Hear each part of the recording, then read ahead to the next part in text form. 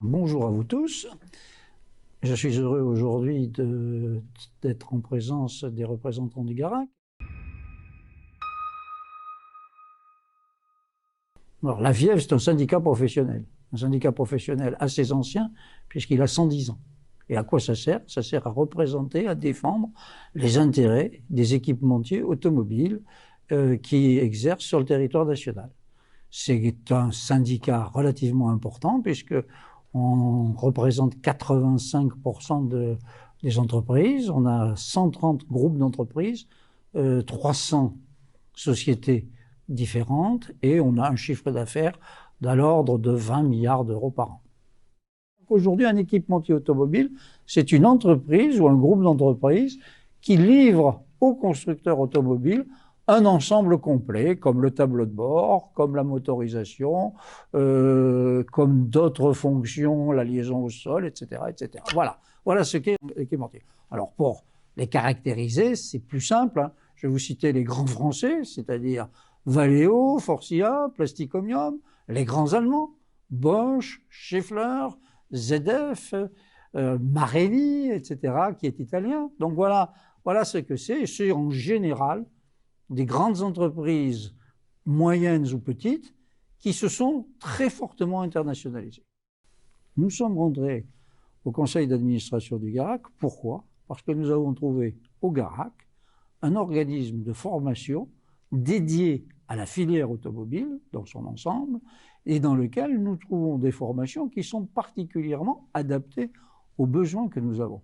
Voilà pourquoi nous sommes au Garac. Par ailleurs, toute entreprise, dans ses responsabilités sociétales, elle a à former son personnel. Et à le former non pas une fois, à le former en permanence. Et donc, pour pouvoir être, je dirais, sur l'edge, comme on dit en anglais, c'est-à-dire à la crête, à la pointe du progrès, la meilleure façon de savoir comment on peut adapter le besoin à la ressource, c'est être au cœur du système. Donc voilà pourquoi nous sommes rentrés au conseil d'administration du Garac, que nous nous intéressons aux formations, que nous avons des activités communes. Par exemple, vous êtes venu intervenir à la commission aftermarket de la FIEV, vous venez sur Equipoto. En plus, eh bien, nous avons des échanges dans nos adhérents qui apportent du matériel pour faire la formation des jeunes. Nous avons des interventions réciproques des entreprises au Garac et du Garac dans les entreprises. Donc il était important pour nous que nous soyons, je dirais, représentés à l'intérieur des organes de gouvernance du Garac. En plus, l'avenir de nos entreprises, c'est la jeunesse. Et donc, si une entreprise et si un syndicat professionnel ne s'intéresse pas aux activités professionnelles, je crois qu'il ne remplit pas sa mission. Une très bonne image. Moi, d'abord, j'ai visité le Garac à plusieurs reprises. J'ai siégé à plusieurs reprises dans vos conseils d'administration. Et ce que je pense, c'est que le Garac est une école qui a su d'abord s'adapter à la modernité du monde, donc aux mœurs d'aujourd'hui, mais qui a su garder, de mon point de vue, les traditions indispensables au savoir-être. Et ça, je sais que votre président, que l'ensemble du corps enseignant est très attaché à ça. Et lorsqu'on visite l'établissement, il est agréable de voir un établissement qui est, je dirais, performant techniquement, qui transmet la connaissance. Et transmettre la connaissance n'est pas suffisant. Il faut aussi transmettre le comportement et savoir se comporter. Et je pense que le Garac répond à ces deux fondamentaux de ce que l'on appelle l'éducation.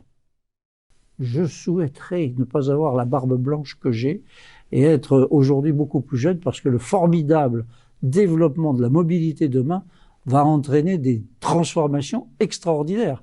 Je ne sais pas ce que sera la voiture de la fin du XXIe siècle.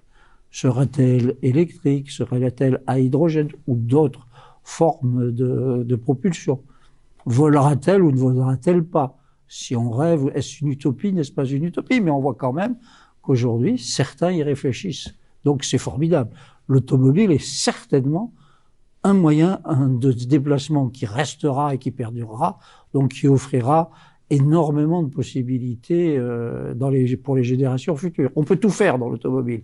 Être psychologue, ingénieur, ouvrier, employé, comptable.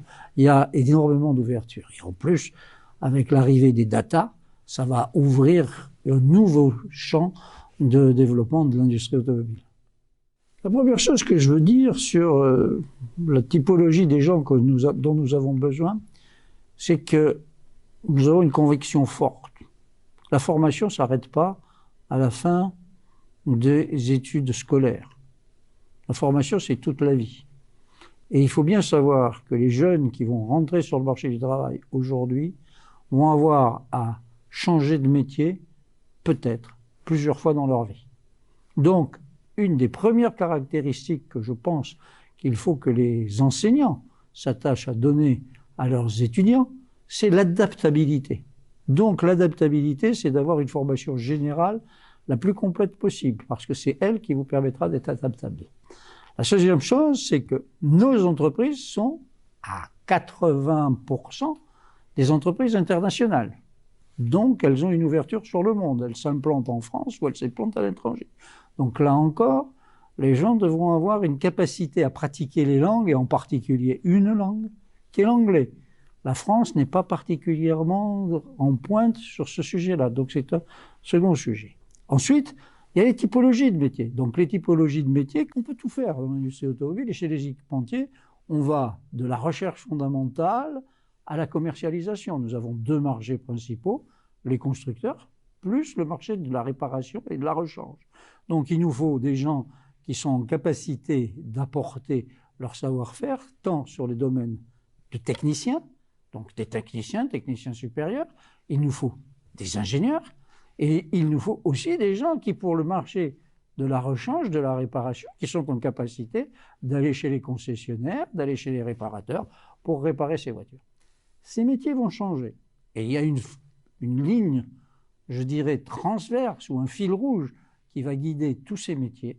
Ça va être l'informatique, la data. Les données vont être un élément fondamental de la mobilité de demain. Donc, toutes ces jeunes générations vont devoir s'attacher plus à traiter ces domaines-là. En plus, on voit bien que tout ce qui est environnemental, pollution, etc., amène des nouvelles technologies, donc électricité, donc de nouveaux carburants. Prendre en considération, je dirais, le savoir-être, c'est-à-dire tout ce qui est la RSE, qui aujourd'hui fait partie intégrante de la stratégie des entreprises. Donc, je crois que plus que de vous dire il va falloir tel métier, tel métier, tel métier, tel métier, vous pouvez très facilement les trouver dans la typologie de nos activités, présenter des personnes qui ont une capacité d'intérêt et d'adaptation au monde qui va changer et qui va changer rapidement. Conclusion, il faut que vos étudiants rentrent sur le monde du travail avec la curiosité indispensable au progrès.